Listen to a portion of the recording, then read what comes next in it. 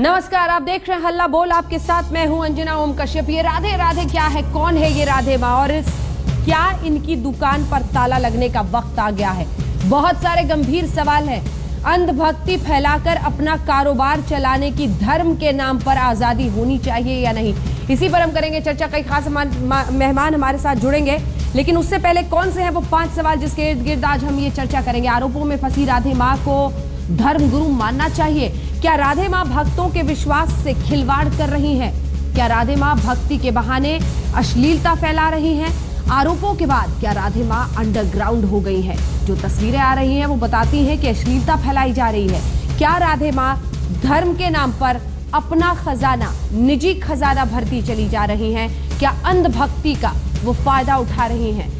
आइए आपको दिखाते हैं। देवी के रूप में पूजा जाता है, लेकिन गहनों से, ग्लैमर से लदी लाल सुर्ख जोड़े में, कभी मिनी स्कर्ट में, कभी माता की चौकी में झूम झूम कर देवी गीत, तो कभी फिल्मी गानों पर बिंदास होकर डांस। क्या है ये स्वरूप? सवाल राधे माँ को लेकर गंभीर हो रहे हैं। आइए आपको दिखाते हैं अपनी रिपोर्ट।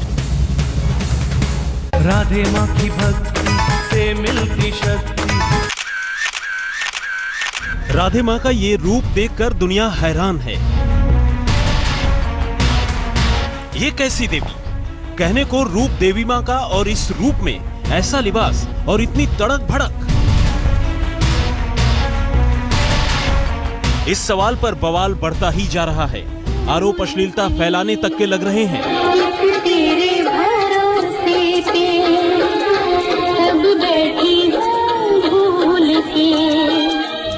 मुंबई की निक्की नाम की एक महिला ने दहेज उत्पीड़न का केस पहले ही दर्ज करा दिया था।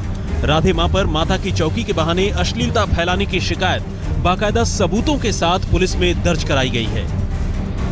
जो मैंने देखा था उनके यहाँ जाके भवन में कि वहाँ पे कैसी ऑब्सनिटी और वल्गैरिटी होती है, और उससे मैं काफी ऑफेंड हुई थी कि हिंदू धर्म के नाम पे इतनी गंदी हरकतें चल रही है, और एक साधारण औरत अपने आप को देवी माँ का अवतार कह के लोगों को ठग रही है।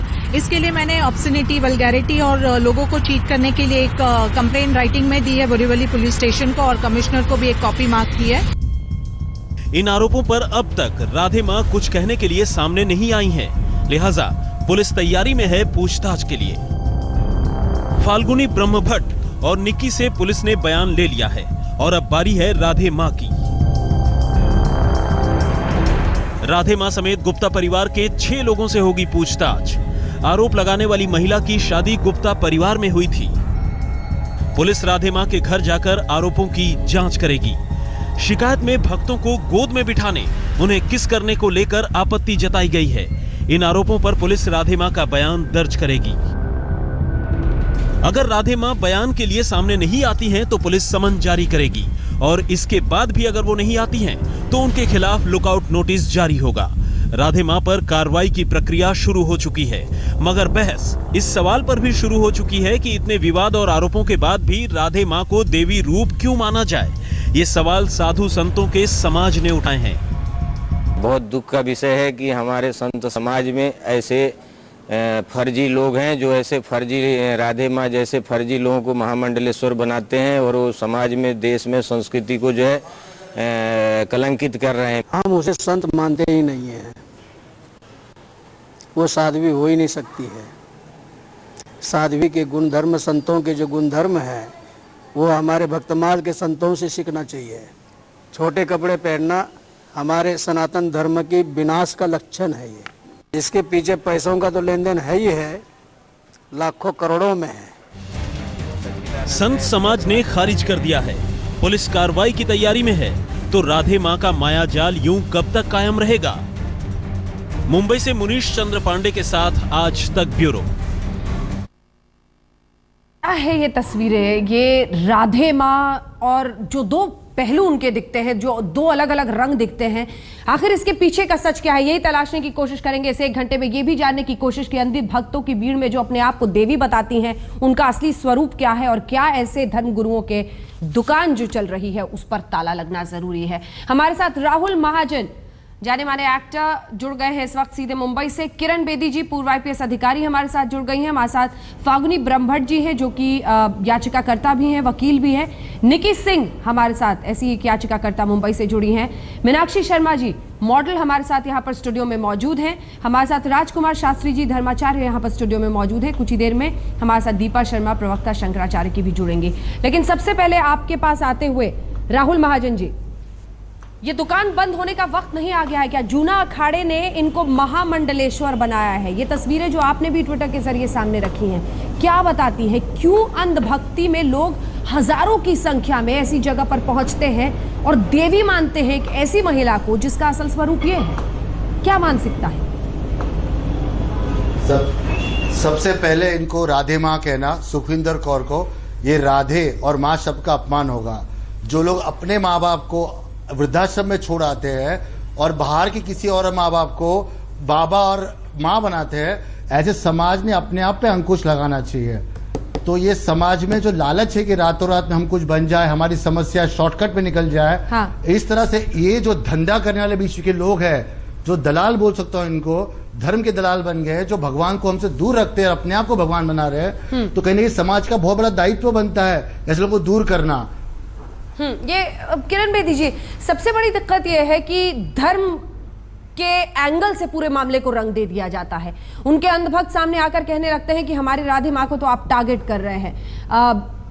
सवाल यह है कि पुलिस के लिए कितनी बड़ी चुनौती हो जाती है, क्योंकि एफआईआर दर्ज है, मामला पूरी तरह से आगे बढ़ रहा है, लेकिन गिरफ्तारी इसलिए नहीं होती है क्योंकि धर्म के एंगल को लेकर पुलिस भी जरा सतर्क हो जाती है, डर कर कदम उठाती है। आपका अनुभव क्या कहता है?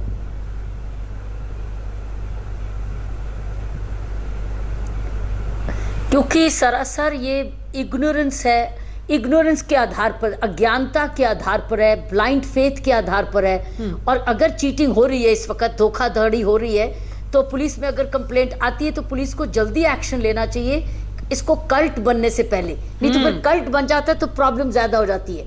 अभी अगर बात शुरू हुई है, अभी संभाली जा सकती है, और उसके बाद कंडीशनल बेल लग जाए, कोर्ट को ये रिक्वेस्ट की जाए कि इसको जमानत, जरूर उसकी जल्दी हो जाएगी, लेकिन जमानत पर कंडीशन हो जाए कि ये रिपीट ना करे क्राइम।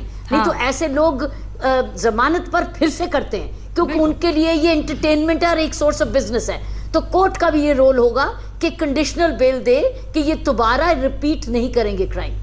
ठीक है, मैं आपके पास भी आऊंगी फागुनी ब्रह्मभट्ट जी, लेकिन उससे पहले एक और याचिकाकर्ता हमारे साथ हैं और उनका नाम हम टेलीविजन पर इस वक्त नहीं लेना चाहते हैं, लेकिन आपसे मेरा सवाल है, क्योंकि आपने भूरे रंग का दुपट्टा भी अपने चेहरे पर डाला हुआ है, मेरा आपसे सवाल है, क्या है असल रंग? हमारे दर्शकों को जरा बताइए। आपने करीब से राधे माँ को देखा है, आपकी शिकायत क्या है और क्या है उनका असली स्वरूप जो है उसका? मेरी शादी राधे माँ जी की मर्जी से हुई थी, उसी परिवार में हुई है। हाँ बोलिए। मेरी आज जो भी पीड़ा मैं सहन कर रही हूँ, जो भी मैं लड़ाई लड़ रही हूँ, ये सब राधे माँ की वजह से है। उन्हें मेरे घर वाले गुरु का ओहदा देते हैं, उन्हें भगवान मानते हैं।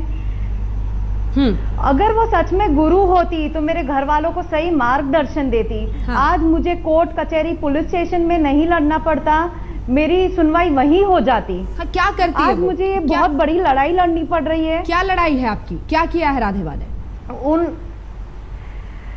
मेरी लड़ाई है डाउरी के अगेंस्ट। मेरे ससुराल वालों का ब्रेन वॉश किया है। ये सब राधे माँ की मर्जी से हो रहा है। मेरी शादी के लिए भी राधे माँ ने ही सहमति दी थी। उन्हीं की मर्जी से, उन्हीं के अप्रूवल से मेरी शादी हुई थी। ठीक है, ये प्रॉपर अरेंज मैरिज है। मतलब ये धर्म का जरूर पर्दा लगा होता है, लेकिन उसके पीछे कारोबार रुपये तक पहुंचता है कि पैसा कैसे लोगों से लिया जाए, कैसे अंधभक्ति में। अब मीनाक्षी शर्मा जी, मैं आपके पास आना चाहती हूँ, क्योंकि मुझे पता चला है कि आप राधे माँ के पक्ष में हैं। ये क्या पागलपन है? दुकान चलाइए आप धर्म के नाम पर, सुबह से रात तक मेकअप पोत के लोगों के सामने पहुंच जाइए, अपने आप को देवी बताइए, और पीछे से ये कारोबार चलाइए जिसमें अश्लीलता से लेके इन तस्वीरों को आप देखिए। कौन, क्या ये धर्म गुरु है?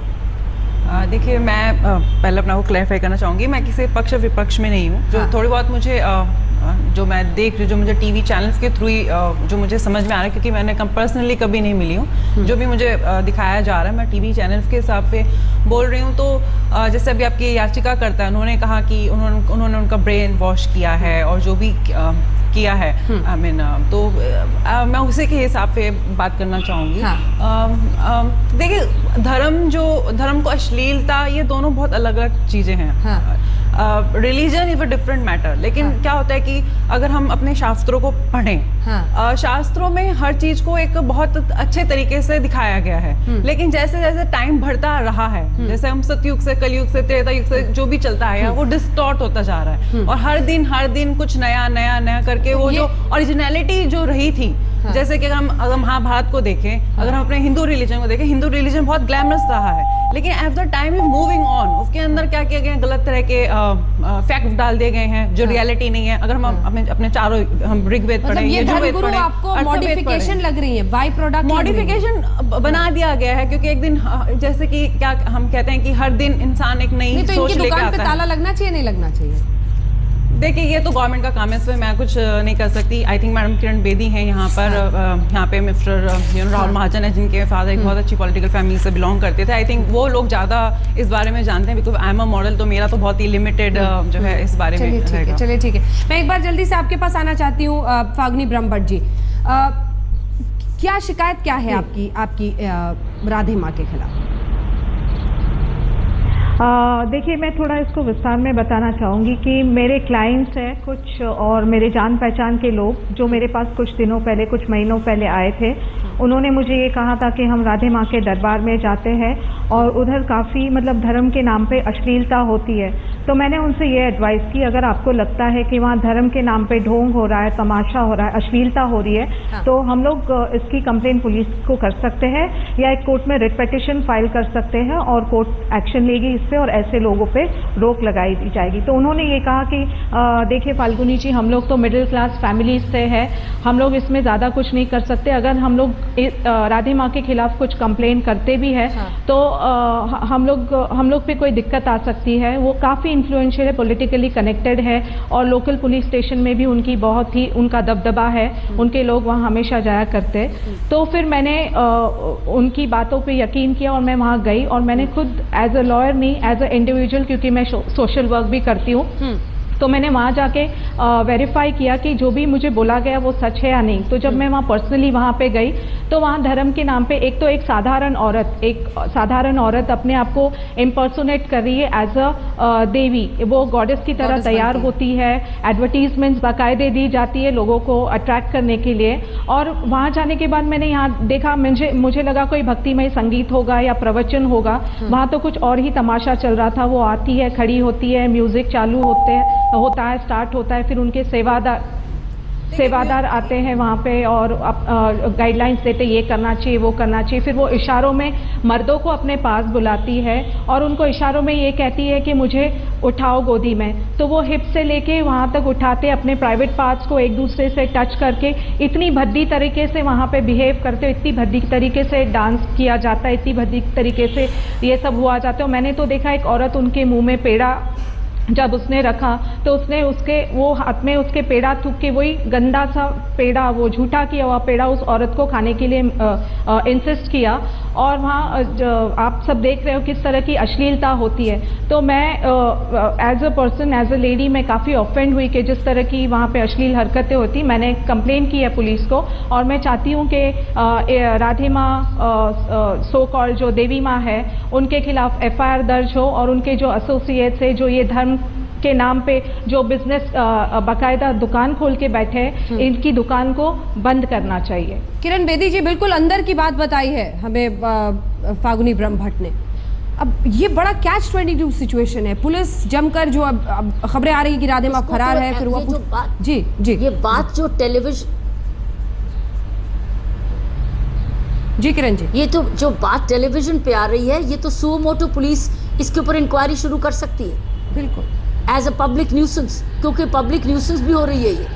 ये एंटरटेनमेंट भी है, धर्म के नाम से लोगों को गुमराह करके इसकी नॉन कॉग्निजेबल इंक्वायरी शुरू कर सकती है पुलिस और इसके बाद एविडेंस कलेक्ट कर सकती है कि धोखा हो रहा है और इसमें अश्लीलता भी है, पब्लिक न्यूसेंस भी एक पब्लिक न्यूसेंस है।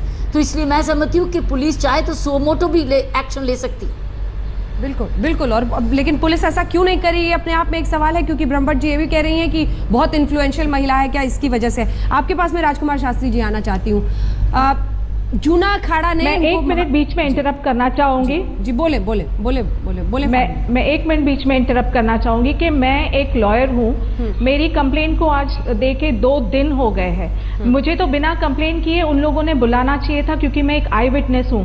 पुलिस स्टेशन को जब पूछा गया कि आप कंप्लेंट को 24 आवर्स से ज़्यादा हो गई है, तो अभी तक आपने कुछ कॉग्निजेंस क्यों नहीं लिया? तो बोल रहे हम लोग इन्वेस्टिगेट करें, जबकि वो देख रहे कि प्राइमा फेसी एविडेंस है, उनको तो इमीडिएटली एफआईआर करनी चाहिए। लेकिन अभी तक मेरी स्टेटमेंट भी नहीं रिकॉर्ड की है। और अभी आज सुबह में मुझे फ़ोन आता है, जब काफ़ी प्रेशर पड़ा मीडिया से, तब जाके मुझे पुलिस स्टेशन से फ़ोन आता है कि आप अपनी आके स्टेटमेंट रिकॉर्ड करिए। तो आप सोच सकते हैं किस तरह का कारोबार चल रहा है, किस तरह का क्या कॉन्स्पिरेसी, क्या बिल्कुल। राहुल जी मैं आपके पास भी आऊंगी, लेकिन उससे पहले राजकुमार शास्त्री जी आपके पास आते हुए, ये जूना अखाड़े ने इनको महामंडलेश्वर बनाया है। आप कहते हैं आप दूसरों की जिंदगी बदल देते हैं। जवाब दे दूं? जी बिल्कुल किरण जी, एक सेकंड सर। किरण जी, अंजना इसकी बात बता दूं, इनकी बात के ये कचहरी सीधा जा सकते हैं। ये इनको बोलो वकील जी, वकील मैडम को कि अपनी कंप्लेंट सीधा डिस्ट्रिक्ट मैजिस्ट्रेट के पास दे दें। अगर डिस्ट्रिक्ट मैजिस्ट्रेट इसकी कॉग्निजेंस लेते हैं तो वो पुलिस को नोटिस देंगे इन्वेस्टिगेशन के लिए। तो बेटर है कि अगर पुलिस एफआईआर दर्ज नहीं कर रही तो स्ट्रेट में कोर्ट में चले जाएं और कोर्ट में अर्जी लगाएं। कोर्ट इसकी कॉग्निजेंस ले ले और पुलिस से रिपोर्ट मांगी कि काम शुरू हो सकता है। बिल्कुल। राजकुमार शास्त्री जी, एडवोकेट का जो प्रोविजन है जानते हैं कि डायरेक्टली भी कोर्ट के पास जा सकते हैं। जी जी। राजकुमार शास्त्री जी मैं आपके पास एक बार आना चाहती हूँ। ये आप लोग कहते हैं कि आप दूसरों की जिंदगी, दूसरों को रास्ता दिखाते हैं, धर्म के जरिए रास्ता दिखाते हैं। जूना अखाड़े ने इस महिला को महामंडलेश्वर है, इतने आप लोग निसहाय हैं एक ऐसी महिला के सामने, ये बता रहे हैं सब लोग कि क्या हो रहा है उनके उस आश्रम में, और समझ नहीं आता आप लोगों का पूरा गणित। देखिए, सबसे पहले मैं किरण बहन की बात का जवाब देना चाहूँगा। ये IPS अफसर रही हैं और इन्होंने बहुत सारे काम किए हैं। बहुत इनकी समाज में प्रतिष्ठा है, मान है, सम्मान है। सबसे बड़ी बात किरण बहन को ये समझना चाहिए कि 21वीं सदी चल रही है और इस 21वीं सदी तक आज तक महिलाओं को नीचे दबा करके रखा गया।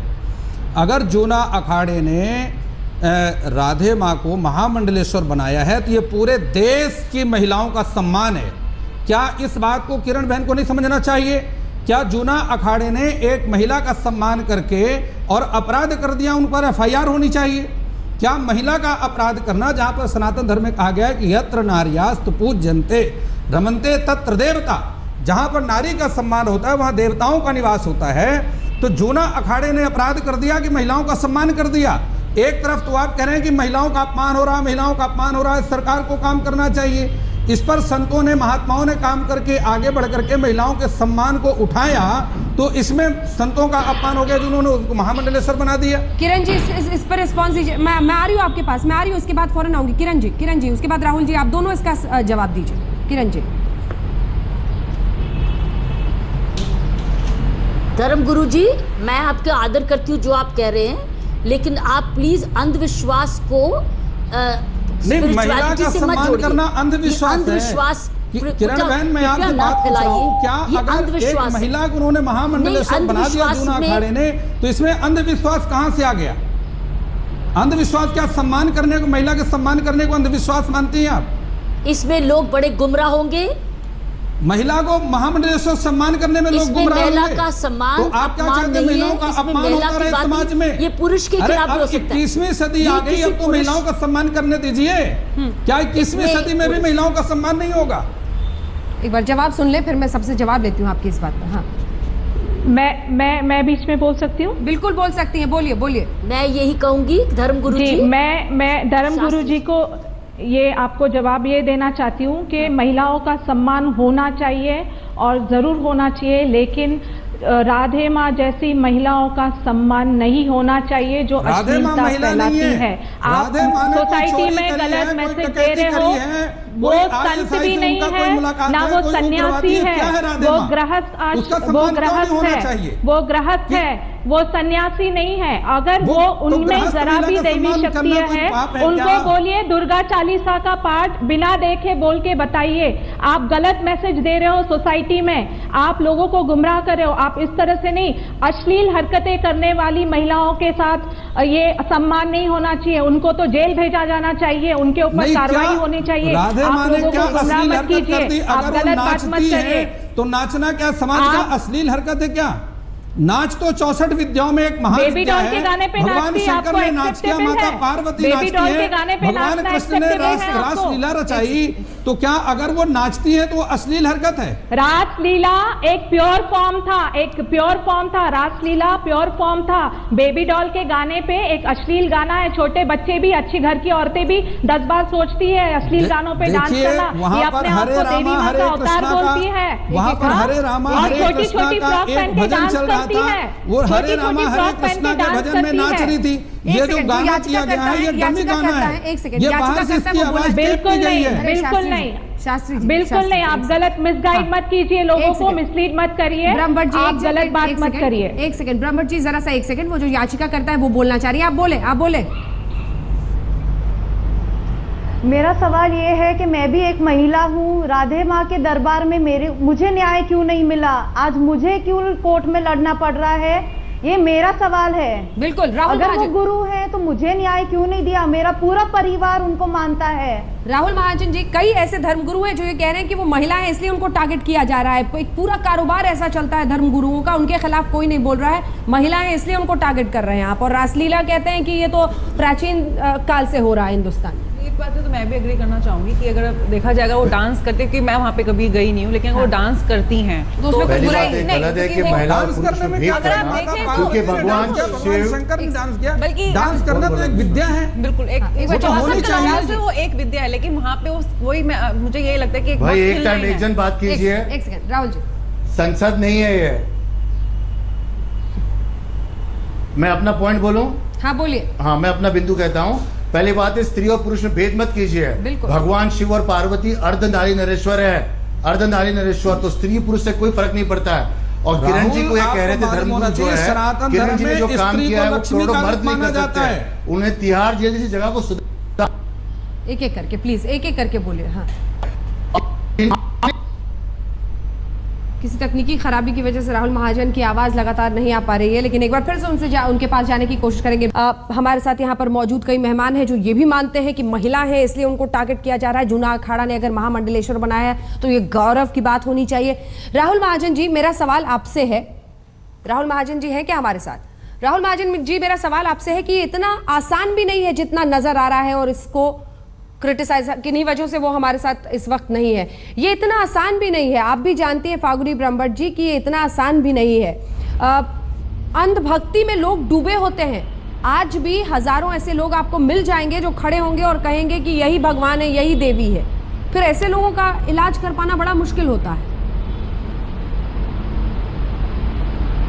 जी, मैं ये कहना चाहूँगी कि अगर कहीं ना कहीं से इनिशिएटिव कोई लेता है तो इन लोगों में ये मैसेज जाएगा कि अंधश्रद्धा, आप विश्वास रखिए साधु संतों में। हमारे देश में सनातन धर्म के बहुत अच्छे अच्छे साधु संत हैं और जो अच्छे काम भी करते हैं। मैं ये नहीं कह रही हूँ कि सब साधु संतों पे हमें ऐतराज़ करना चाहिए या सभी पे सवाल उठाने चाहिए, लेकिन जो राधे माँ कर रही है वो बहुत ही गलत कर रही है। ऐसे लोग जो धर्म के नाम पे खिलवाड़ कर रहे हैं, लोगों की फीलिंग्स के साथ कर रहे हैं, तो इनको अगर इनका पर्दाफाश किया जाए तो लोगों में एक अच्छा मैसेज पहुंचेगा कि फॉलो किसे करना चाहिए, नहीं करना चाहिए। बाद में आखिर में अपने एक पर्सनल डिसीजन की बात है, क्या करना है क्या नहीं करना है, बट एक अच्छा मैसेज जाएगा तो कहीं ना कहीं बदलाव आएगा। जो विलिंगफुल पार्टी है वो शायद शिकायत इसकी करे भी ना, लेकिन जो करते हैं उसके बाद कम से कम कार्रवाई होनी चाहिए। हमारे साथ दीपा शर्मा जी यहाँ पर मौजूद है। एक बार अपने दर्शकों को जरा फुल स्क्रीन तस्वीरें दिखाते हैं,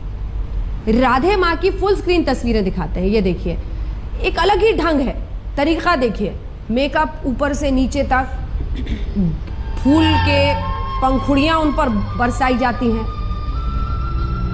आंखें बंद करके बस ऐसे जैसे देवी स्वरूप कोई महिला सामने खड़ी है। फिर दूसरी अगर आप तस्वीर देखिए तो यही महिला आपको अलग ढंग में, अलग वेस्टर्न लिबास में नाचती हुई दिखाई देती है। अब सवाल ये है दीपा शर्मा जी कि आजकल धर्म, धर्मात्मा, संत, ज्ञानी, प्रभु, देव, ये सब बड़ा ही मिक्स्ड हो गया है जी। एक वक्त था जब साधु और साध्वी का मतलब था सब कुछ त्याग कर तपस्या करना, तो वो तो रहा नहीं। अब तो आपको लिपस्टिक, काजल, मस्कारा वाली आधी मिल जाएंगी साध्वी। तो उन सब के बीच सिर्फ इन पर उंगली उठाना, अश्लीलता वाली बात तो बहुत संगीन इल्जाम है। लेकिन ये जो स्वरूप के इर्द गिर्द भी चर्चा हो रही है कि ये तो छोटे कपड़े पहनती है, ये तो टोपी लगा के घूमती है, ये तो बॉलीवुड के गानों पर नाचती है, तो आजकल लकीर तो रही नहीं। सनातन धर्म, साध्वी का त्याग और बलिदान का स्वरूप होना तो अब रहा नहीं, कहाँ रहा है? नहीं, देखिए बिल्कुल जैसे आपने कहा कि त्याग और बलिदान का स्वरूप नहीं रहा, लेकिन उसके आसपास तो रहना चाहिए। जो एक चीज़, एक पद की गरिमा होती है। ये आसपास कौन तय करेगा? नहीं, ये आसपास मैं बताती हूँ, हर पद की एक गरिमा होती है। एक वकील अपने कपड़ों में ही अच्छा लगता है, अगर वो वहाँ पर अगर अपने लिबास में ना जाकर किसी भी अलग तरह के लिबास में जाएगा, वो सभी को ऑड लगेगा और उसको कहा जाएगा। एक डॉक्टर भी अगर अपने लिबास में नहीं होगा, इसी तरीके से अगर एक संत, मैं ये नहीं कहती कि संत का कोई एक पर्टिकुलर लिबास होता है, लेकिन उसकी एक मर्यादा होती है, एक पद की मर्यादा होती है। अगर आपने महामंडलेश्वर या कोई भी गुरु या धर्म गुरु या संत का अगर नाम लिया है, तो उस पद की, उस नाम की गरिमा रखना बहुत जरूरी होता है। तो जूना अखाड़ा ने महामंडलेश्वर क्यों बनाया? बिल्कुल, जैसे कि अभी मेरे प्रिय मित्र कह रहे थे कि जूना अखाड़े ने उनको बनाया तो बहुत अच्छा काम किया। बिल्कुल अच्छा काम नहीं किया। यहाँ पे मैं बिल्कुल भी इनके पक्ष में नहीं हूँ, मैं बिल्कुल विरोध में हूँ, क्योंकि अखाड़ा परिषद एक ऐसी बहुत पुरानी परंपरा है, 1537 से चली आ रही परंपरा, कोई आज की परंपरा नहीं है।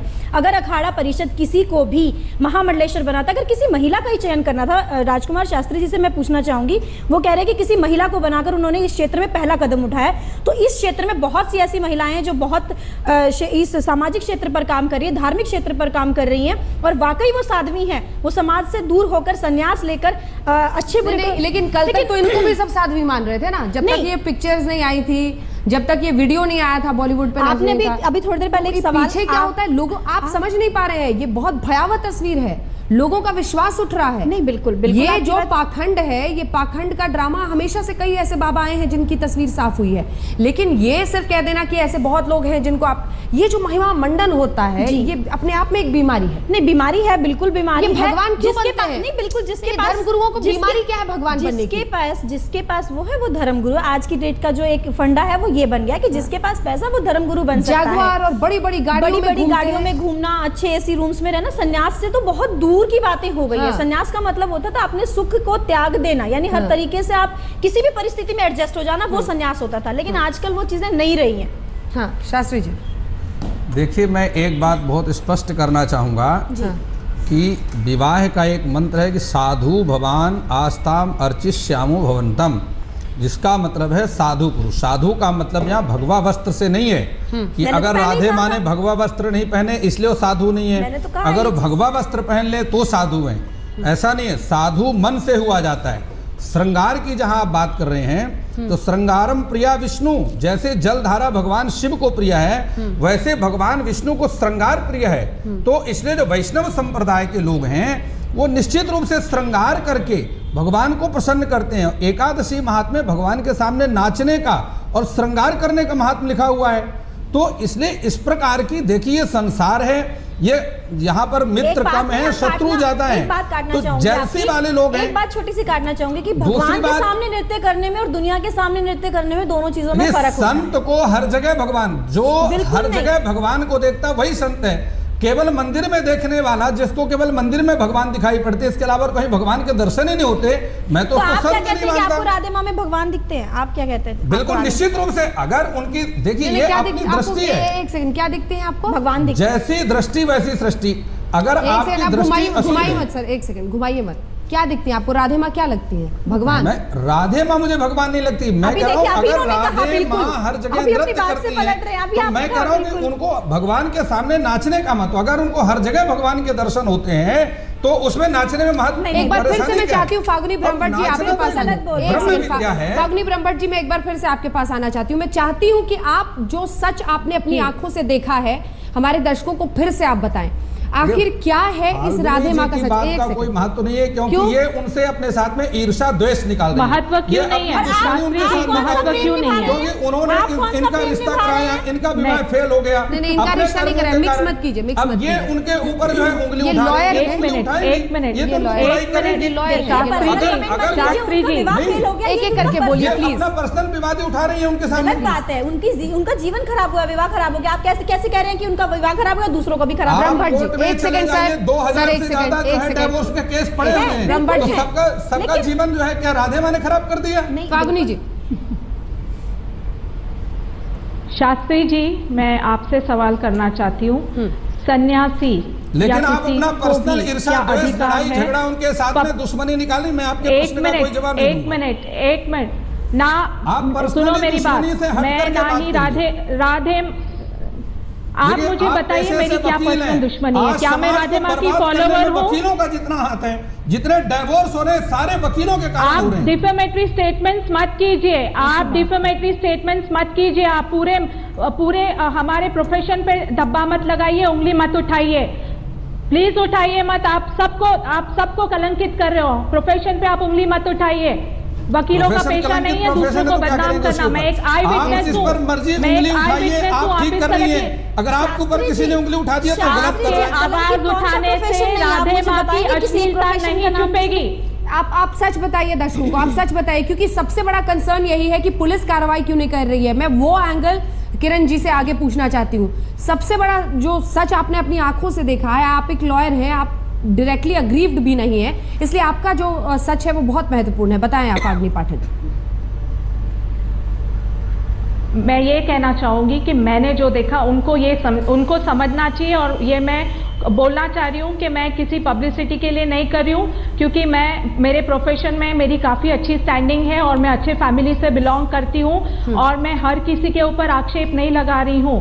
मैं एक आई विटनेस हूँ। मुझे लोगों ने 10 लोग मैं ऐसे बता सकती हूँ जो उन्होंने देखा है अश्लीलता, राधे माँ की अश्लीलता को विटनेस किया है। कोई आगे आना नहीं चाहता है, क्योंकि ऐसे धर्मगुरु आते हैं और ओपनली सबको धमकाते। एक तरह से ये मुझे भी धमकाने की कोशिश कर रहे हैं ताकि मैं अपना मुंह नहीं खोलूं। ये गलत बात बोल रहे। आप बताइए कि मर्दों को बुलाना, उनको अपने हिप्स पे हाथ लगवाना, किस करना पब्लिक प्लेस में, ये अच्छी बात है या गलत बात है? इसका जवाब आप मुझे दीजिए। प्रसाद खा के थूक के किसी को खिलाना ये गंदगी नहीं है तो क्या? आप समाज में बीमारियां फैलाते हो इस तरह के काम करके। किसने आपको अधिकार दिया है कि आप देवी का रूप धारण करो और लोगों में आप ये बोलो कि मेरे चमत्कार देखिए, देखो क्या चमत्कार होते हैं। हिप्स पे मर्द खुलेआम उनको हाथ लगा रहे हैं और उनको किस कर रहे हैं, झूला झूल रहे, जैसे पति पत्नी का एक रिलेशन होता है वैसा। कहा कि और मैं एक वकील हूँ। बिल्कुल, अब आप जवाब इसका जरूर दीजिएगा, लेकिन उससे पहले अपने दर्शकों को एक बार जरा बता दें, ये जो तस्वीरें आप देख रहे हैं ये राधे माँ के खिलाफ लोग प्रदर्शन कर रहे हैं सड़कों पर। अब ये जरूरी है कि इस तरह का दबाव बने, क्योंकि अगर पुलिस कार्रवाई करने से पीछे हट रही है धर्म की वजह से, ये देखिए राधे माँ मुर्दाबाद के पोस्टर्स लेकर लोग सड़कों पर निकल रहे हैं। सवाल ये है कि धर्म के नाम पर, धर्म को आड़ बनाकर, मुखौटा पहनकर अगर लोग इस तरह से इस्तेमाल करेंगे तो शायद अंधभक्ति में डूबे लोग ना भी बोलें, लेकिन जिनकी आंखें खुली हुई हैं कम से कम वो ये कहेंगे कि ये पाखंड बंद होनी चाहिए। हमारे साथ सभी खास मेहमान बने हुए हैं। राहुल महाजन जी, चूंकि उनसे डायरेक्ट संपर्क कट गया था, फोन लाइन पर अब हमारे साथ जुड़ रहे हैं। राहुल महाजन जी, जो सवाल मैं आपसे पूछना चाहती थी वो ये कि सिर्फ राधे माँ या जिनको सुखविंदर कौर या जो भी कह लीजिए, बदनाम करना और उस पर आरोप लगाना काफी नहीं है। अंधभक्ति में लोग भी तो डूबे होते हैं, जानते हैं, दिखता, मतलब ये साफ आंखों से दिख रहा है कि ये पागलपन है। मेकअप लगाकर ऐसे फूल बरसाना और मदहोश होकर घूमना कि मैं तो देवी हूँ, माँ हूँ, भगवान हूँ, और फिर भी लोग अंधभक्ति में वहां डूबकर हाथ उठाते हैं, पैसा से लेकर सब कुछ न्यौछावर करने को तैयार रहते हैं। ये बिल्कुल सही बात है। ये लोगों की जो लालच है कि रातों रात हम अमीर बन जाए, हमारी समस्या ठीक हो जाए, जहाँ ये डिमांड है इसलिए सप्लाई आता है। और वैसे भी ये सुखविंदर कौर को महिला बोलती कोई बोलने की जरूरत नहीं, क्योंकि महिला पुरुष का भेद नहीं करना चाहिए। भगवान शिव और पार्वती का अर्धनारीश्वर का भी अवतार होता है, तो ये महामंडलेश्वर नहीं महाबंडेश्वर उनको बोलना चाहिए। और एक किरण बेदी जी को बता रहे थे, जैसे धर्मपुर से पहले जब मैं खट हो गया था, किरण बेदी जी जो काम किया करोड़ों मर्द नहीं कर सकते। उन्होंने तिहाड़ जेल जहाँ हजारों कैदी रहते वो सुधार दिया था। तो एक महिला पुरुष से कुछ नहीं पड़ता है। यहाँ कर्म योगी होना चाहिए, यहाँ ब्लाइंड धर्म योगी नहीं होना चाहिए। तो अपने समाज में भी अंकुश होना चाहिए। समाज में जब उंगलियां करे तो अपने आप पे उंगलियां आनी चाहिए। तो समाज में अपने आप पे कहीं अंकुश, अपने आप पे अंतर चिंतन, अंतर्मन देखना चाहिए समाज में कि और ये स्त्री और पुरुष में से भेदभाव बिल्कुल मत कीजिए। ये बहुत महत्वपूर्ण है, ये भेद नहीं होना चाहिए। ना किरण बेदी जी, मेरे पास एक बहुत सीरियस सवाल है आपके लिए, और वो सवाल ये है कि ऐसे तमाम धर्मगुरु जब जब इनको टारगेट किया जाता है, आप आसे राम का एग्जाम्पल देख लीजिए, पहले तो जबरदस्त देरी होती है पुलिस की तरफ से गिरफ्तारी में, हिरासत में लेने में, बहुत मीडिया का दबाव बनता है, तब जाकर कहीं पर फुर्ती में आती है पुलिस। उसके बाद भी बाकायदा ऐसे आई विटनेसेस हैं जिनको खुलेआम धमकी मिली, जिनकी हत्या तक कर दी गई है। इन सब के बीच ये सवाल बहुत बड़ा है कि एक नागरिक के रूप में मुझे अगर लगता है कि मुझे ऐसे धर्म गुरुओं के खिलाफ हर हाल में कार्रवाई चाहिए, तो बड़ा निस्सहाय फील करता है, महसूस करता है अपने आप को भारतीय नागरिक।